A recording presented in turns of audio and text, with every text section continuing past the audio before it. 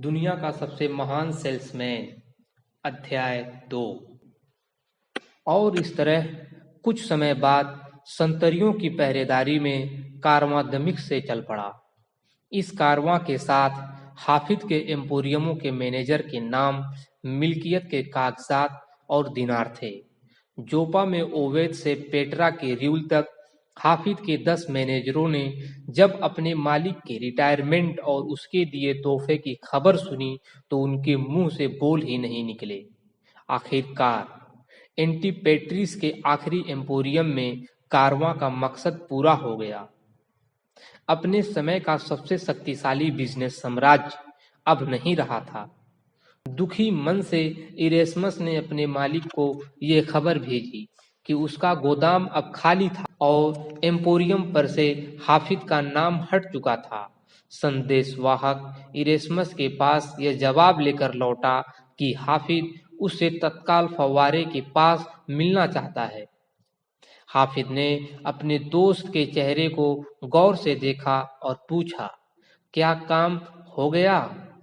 हाँ, काम हो गया। दुखी मत हो मेरे दोस्त, मेरे पीछे आओ।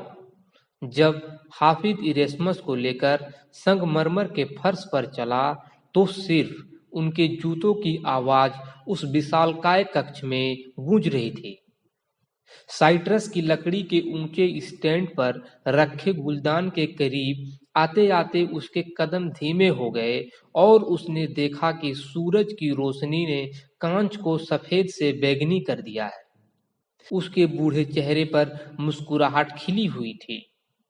फिर दोनों दोस्त महल के गुंबद के अंदर की सीढ़ियां चढ़ने लगे। इरेस्मस ने यह देखा कि सीढ़ियों पर हमेशा खड़ा रहने वाला सिपाही आज वहां नहीं था। आखिरकार वे पहली मंजिल पर पहुंच गए और दम लेने के लिए जरा सा ठहरे। सीढ़ियां चढ़ने के कारण दोनों हाँफ रहे थे। फिर वे कुछ और सीढ़ियां चढ़कर दूसरी मंजिल पर पहुंच गए। हाफिज ने वहां पहुंचकर अपने बेल्ट से एक छोटी चाबी निकाली, भारी लकड़ी के दरवाजे का ताला खोला और उसे धक्का दिया। इरेस्मस अंदर घुसने से पहले थोड़ा ठिठका। अपने मालिक के अंदर बुलाने तक वो वहीं रुका रहा। इरेस्मस को उस कमरे के भीतर जाने में संकोच हो रहा था। वो जानता था कि इस कमरे में पिछले 30 सालों से हाफिज के अलावा कोई भी नहीं घुसा था। इरेस्मस की आंखें जब तक अंधेरे की आदी हुई तब तक हाफिज उसका हाथ थामे रहा। एक मंद मुस्कुराहट के साथ हाफिज इरेस्मस को एक ऐसे कमरे में ले गया जो खाली दिख रहा था। वहां कोने में रखे एक पुराने संदूक के सिवा कुछ नहीं था। इरेस्मस, क्या तुम्हें निराशा नहीं हुई? मैं क्या कहूँ मालिक, क्या तुम्हें यह देखकर निराशा नहीं हुई कि यह कमरा खाली है? मैं जानता हूँ कि इस कमरे के बारे में बहुत सी अफवाहें फैली हुई हैं। क्या तुमने कभी ये नहीं सोचा कि इस गोपनीय कमरे में ऐसा क्या था जो यहाँ हर समय पहरा रहता था और किसी को भी अंदर आने की इजाजत नहीं थी? इरेस्मस ने सिर हिलाया। यह सच है, सालों से ऐसी अफवाहें उड़ रही हैं कि आखिर मालिक ने इस कमरे में क्या माल छुपा रखा है। हाँ मेरे दोस्त, और मैंने ज्यादातर अफवाहें सुनी है। लोग कहते हैं कि यहाँ पर हीरो की खदान है, सोनू की तिजोरियां हैं, या जंगली जानवर हैं, या दुर्लभ पंछी हैं। एक बार एक फारसी व्यापारी ने तो यहाँ तक इशारा किया कि यहाँ पर मेरा हरम है। लीसा को जब मैंने हरम की बात बताई तो वो हंस पड़ी। परंतु जैसा तुम देख सकते हो, यहाँ इस छोटे संदूक के सिवा कुछ भी नहीं है। अब आगे आओ। दोनों आदमी संदूक के ऊपर झुके और हाफिज ने सावधानी से उसके चमड़े के बंद को खोला। आखिरकार संदूक खुल गया। इरेस्मस आगे झुका और उसने हाफिज के कंधों के ऊपर से संदूक के सामान पर नजर डाली। उसने हाफिज की तरफ देखा और हैरत से अपना सिर हिलाया। संदूक में कुछ भी नहीं था। वहां पर केवल ताड़पत्र थे, चमड़े के ताड़पत्र। हाफिज ने अंदर हाथ डालकर धीरे से एक ताड़पत्र निकाला। पल भर के लिए उसे अपने सीने से लगाया और अपनी आंखें मूंद ली। उसके चेहरे पर असीम शांति छाई हुई थी और वहां से उम्र की लकीरें मिट गई थी। फिर वो अपने पैरों पर खड़ा हो गया और संदूक की तरफ इशारा किया। अगर इस कमरे में हीरे भरे होते तो भी उनकी कीमत इन ताड़पत्रों से अधिक नहीं हो सकती थी। मेरे पास जो भी सफलता, सुख, प्रेम, मन की शांति और दौलत है, वो सब इन्हीं चंद ताड़पत्रों में लिखी हुई बातों की बदौलत है। मैं इनका और इन्हें लिखने वाले बुद्धिमान लोगों का एहसान कभी नहीं उतार सकता। जिसने यह ताड़पत्र मुझे दिए थे, मैं उसका एहसान जिंदगी भर नहीं भूलूंगा। हाफिज की आवाज के लहजे से घबराकर इरेस्मस पीछे हटा और पूछा, क्या यही वो रहस्य है जिसका जिक्र आपने मुझसे किया था? कहीं इस संदूक का संबंध आपके उस वादे से तो नहीं है जो आपको पूरा करना है? तुम्हारे दोनों ही सवाल का जवाब हाँ है। इरेस्मस ने अपनी पसीना पसीना हो रही पेशानी पर हाथ फिराया और हैरत से हाफिज की तरफ देखा। इन ताड़पत्रों में ऐसा क्या लिखा है जो इनकी कीमत हीरो के खजाने से भी ज्यादा है? एक को छोड़कर सभी ताड़पत्रों में एक सिद्धांत, एक नियम, एक मूलभूत सत्य लिखा है, ताकि पढ़ने वाले को वह बात पूरी तरह समझ में आ जाए। सेल्स की दुनिया में बादशाह बनने के लिए आदमी को हर ताड़पत्र के रहस्य को जानना होगा और इसका रोज अभ्यास करना पड़ेगा। जब कोई आदमी इन सिद्धांतों को अपने जीवन में पूरी उतार लेता है जब कोई आदमी इन सिद्धांतों को अपने जीवन में पूरी उतार लेता है तो वो मनचाही दौलत हासिल कर सकता है। इरेस्मस ने निराशा से उन पुराने ताड़पत्रों की तरफ देखा। आपके जितना दौलत भी, अगर वो चाहे तो मुझसे भी ज्यादा।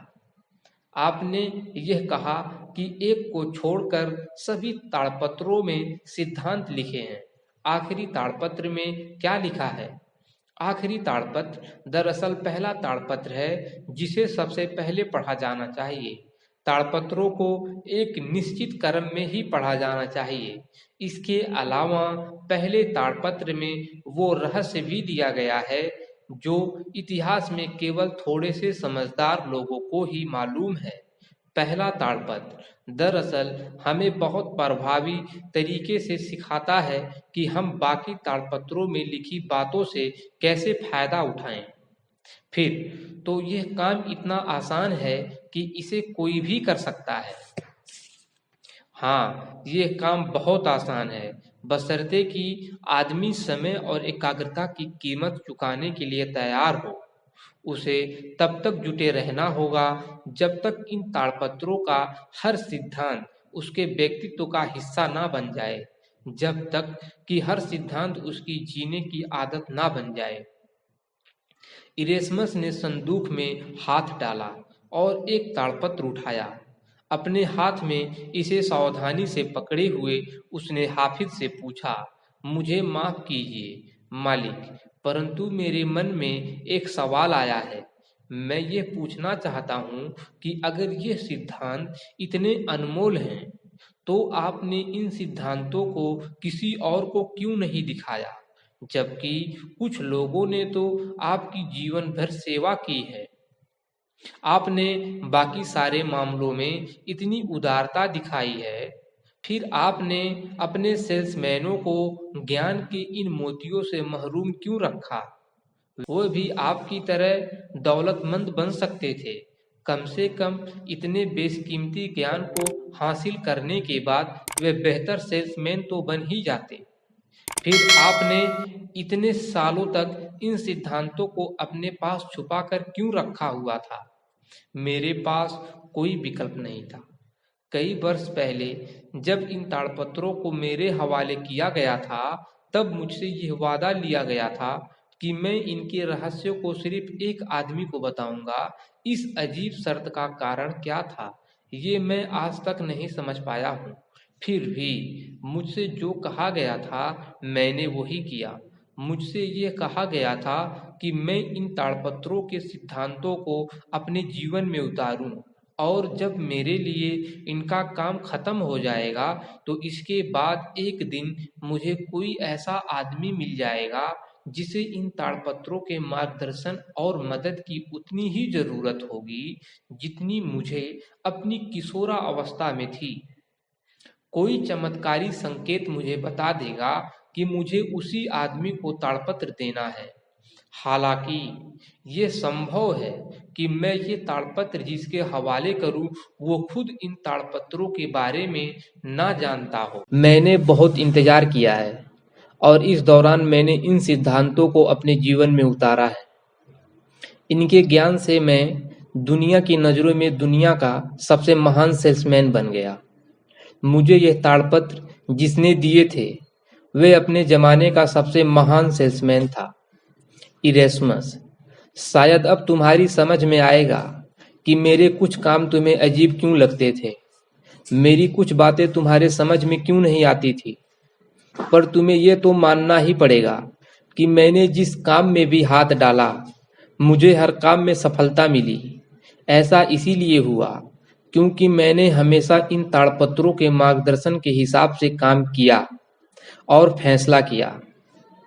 यह जान लो दोस्त, मैंने अपनी बुद्धि से इतनी सारी दौलत नहीं कमाई है।